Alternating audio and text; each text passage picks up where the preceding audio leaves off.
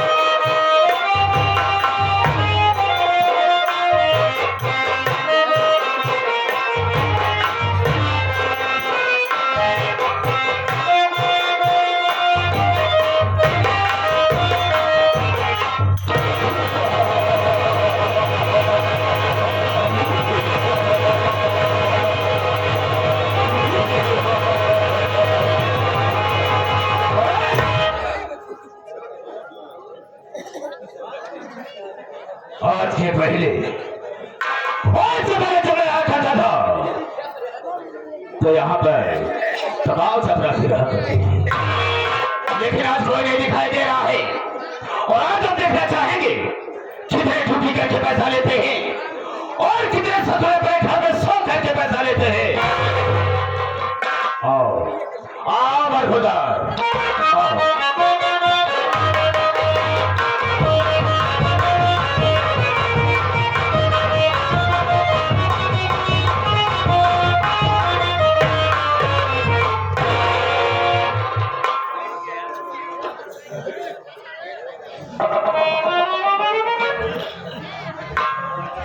देरी हो गई, आप साहब तरस लाके विराजमान हो गए हैं। बहुत दिल लागत हो ये बहुत खूंखार आदमी बा बातें बोलो गोली चार्ज कर दे था हमका कई दिन मार जाए से कई मतलब हम मर चुका है। फिर कितना है जब मरिए जब भगवान किया जाए ना हुआ जब भगवान रहा है हमारे संपर्क ही निकल जाए। पहले हमारे उनके नेवता हकारी हुए लेकिन तलिक तलिक में टिन फुल हमारे दुआरे छोड़ दे, लेकिन मानदान हमारा तो नहीं बना। अगर भूले भटके कब दुआरे पहुंच जाए थी ना तो छूछ लोटा पानी लेके जरूर दौड़ा थी। देखा का होता सितारे हिंद का रुतबा सरकार को वाला हमेशा खुश नजर बख्शे मेहरबानी करता ला। नाजी ग्राम वफादारी सबक सीखा है ये हाथ है जिससे आपका नमक खाया है। क्या हुमुक है सरकार तो ये कदम पे गोलियां 2 कदम पे तो गोलियां 3 कदम लगे बाजार कर दूंगा।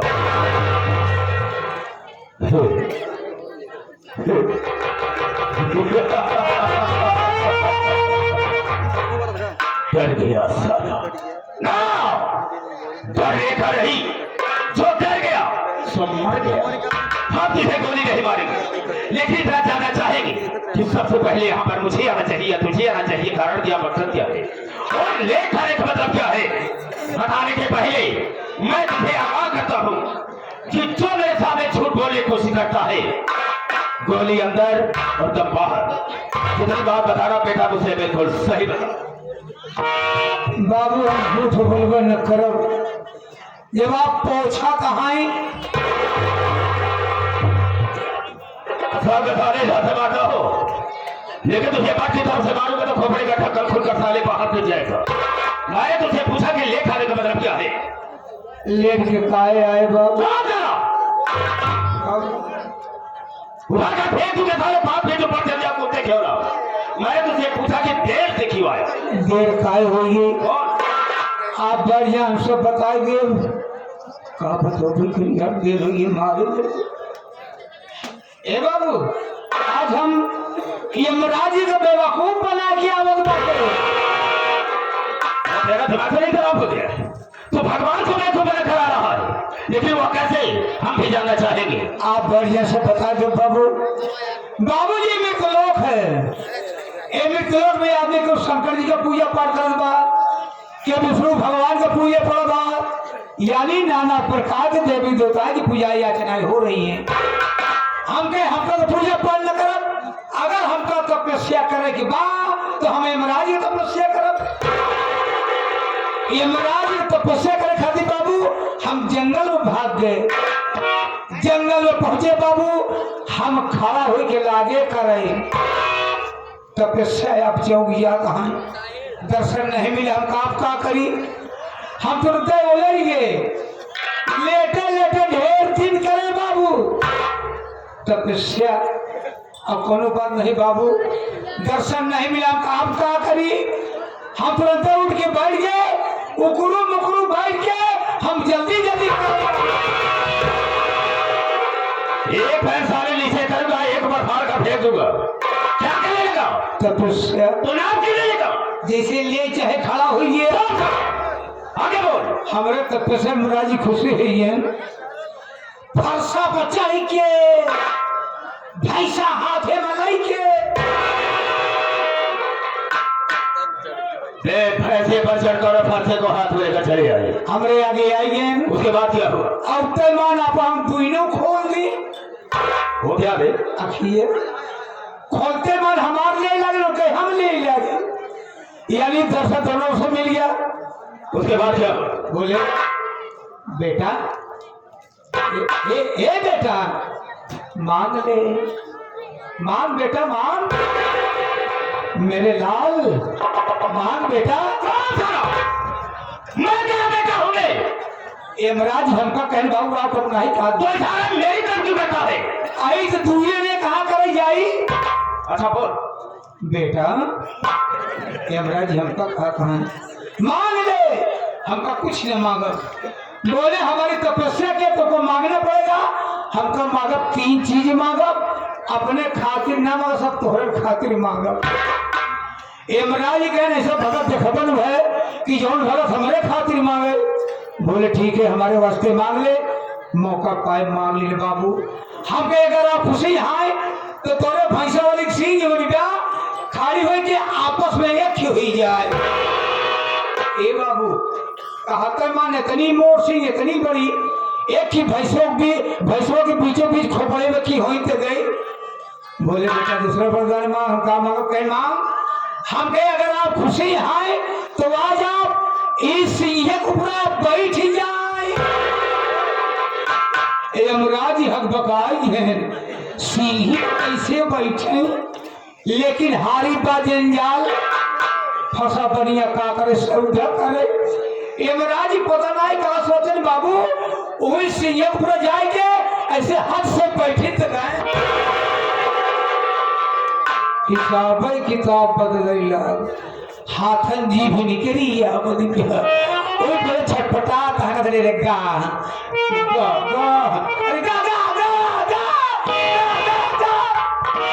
कोई को कहता रे मांग मांग, तीसरा मांग मांग मांग। हम कहे मांगबे करब, का कहूँ जात हा का कल जात नहीं आ जात मौका पाए तीसरा मांग ली। हम कहे अगर आप खुशी हैं तो तोरे भैंसा वाली सिंह जैसे रही वैसे फिर हो जाए। लाग सिंह लग हो लागन चाचा फैला भाई, बदतमीज कहीं क्या। बोले बदतमीज हराम खोर भाग ले, भाग साले। जब कहने भाग साले इतने में मोर आँखिए खुली है।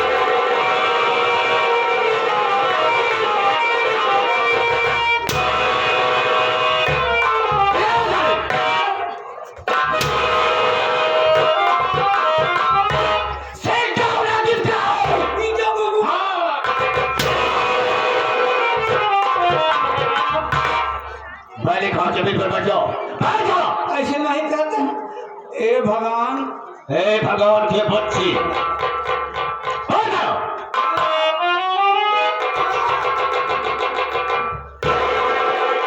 बताओ, अब इसके लिए मुझे पानी की भी व्यवस्था करना होगा। साला लेटली बैठा है आधा मार कर बैठ अब एक आंख बहरा मैं तेरा माथा मार कर बैठ और जब मैं भाइयों से माताओं बहनों से बात करूंगा तो बीच में और कैसे डिस्टर्ब नहीं करेगा। हम कहे बोलो बिल्कुल नहीं बोलेगा। आपकी बारी आप बोलेंगे। हाँ हाँ नहीं बोलेगा। आए चुप चुप मना कर दिया कि भाई नहीं बोलेगा। आप बोलो। हाँ तो मेरे दोस्तों मेरे साथियों एवं माताओं और बहनों बना के क्यों बिगा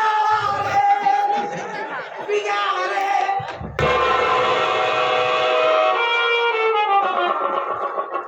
मैंने तुझे बना के ये था बीच में नहीं बोलेगा खाली चुप।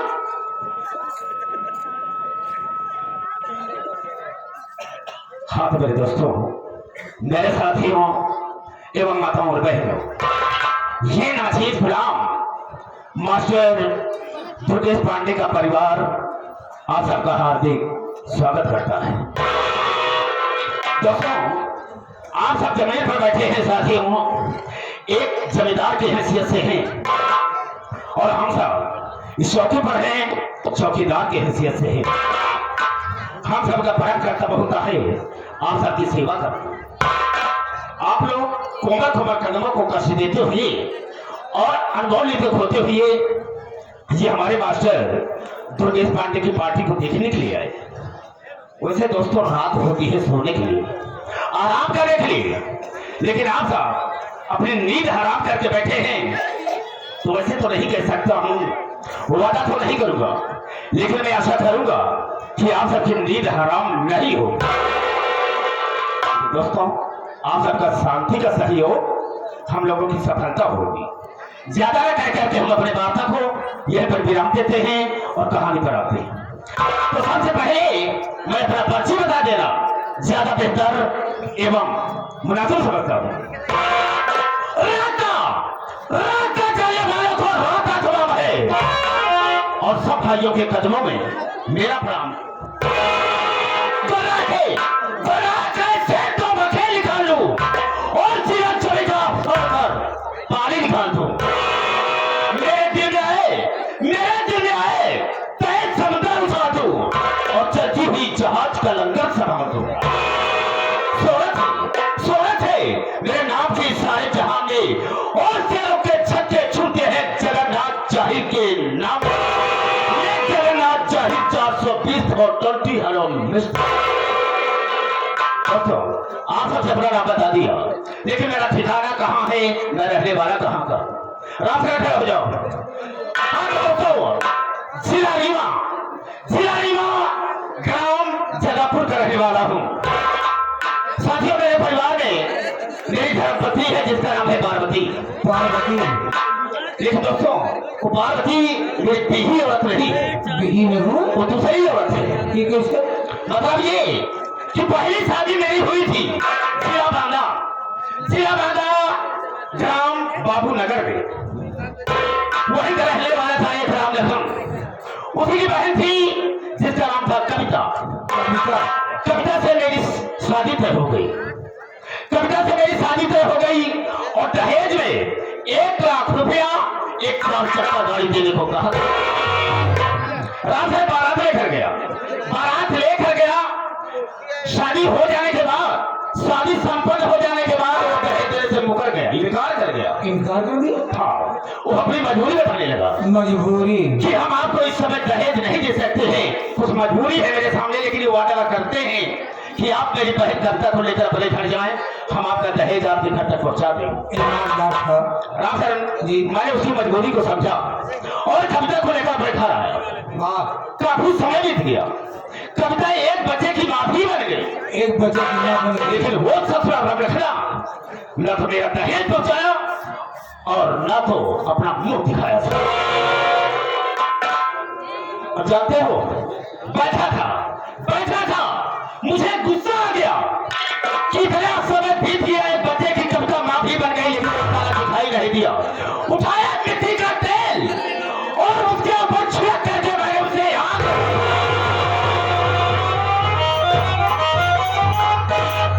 वो बेचारी चलकर रात पहली पत्नी कविता आपकी खत्म हो गई। भारत है। लेकिन मेरा बेटा कंसराज, वो बेटा मेरा जो है उसका नाम मैंने कंसराज रखा था। कंसराज रखे हैं। लेकिन वो बहुत छोटा था। हाँ, मैंने अपने दिल में सोचा कि मेरा बेटा कंसराज बहुत छोटा है, जी इसे माँ की जरूरत है। जरूर। जब तक माँ नहीं होगी इसका पालन पोषण नहीं हो सकता। आप कमिश्नर नहीं हो सकते मैं हैं। तो कर नहीं सकता हूँ। रामचरण मैंने फिर इस पार्वती से मैंने शादी किया और जब से पार्वती घर में आई मेरे बेटे कंसराज की सेवा करती रही। हाँ हाँ, क्यों नहीं। धीरे धीरे बेटा मेरा सयाना होने लगा। लेकिन एक खुशी की बात तुम्हें और बताना चाहता हूँ। ओ क्या? वो पार्वती ने भी एक बेटे का जन्म दिया। वाह, जिस बच्चे का नाम है संतोष कुमार। संतोष कुमार। हाँ रामचरण, मेरा बेटा कंसराज धीरे धीरे सयाना हो गया। मैंने अपने दिल में सोचा कि हम अपने बेटे कंसराज की शादी कर दें ताकि अपनी जिंदगी को चैन से बिता सके। हर गार्जियन का फर्ज होता है बाबू। क्यों नहीं? रामचरण, बहुत बड़े घर में शादी उसकी किया हूं मैंने। हाँ हाँ, बहुत सारा दहेज मुझे मिला है। आप और सामान पाए हो गए, हम जानते ही। मतलब क्या होता है? अलमारी बा, फ्रिज बा, चपहिया गाड़ी बा। बिल्कुल सही कहा तुमने। हाँ, मेरा बेटा अपने परिवार में रहने लगा। लेकिन जानते हो मेरी बहू का क्या नाम है तुम्हें मालूम नहीं हो? ना, मेरी बहू का नाम है कलयुगी देवी। बहू का नाम कलयुगी देवी। हाँ रामचरण, अच्छा नाम है।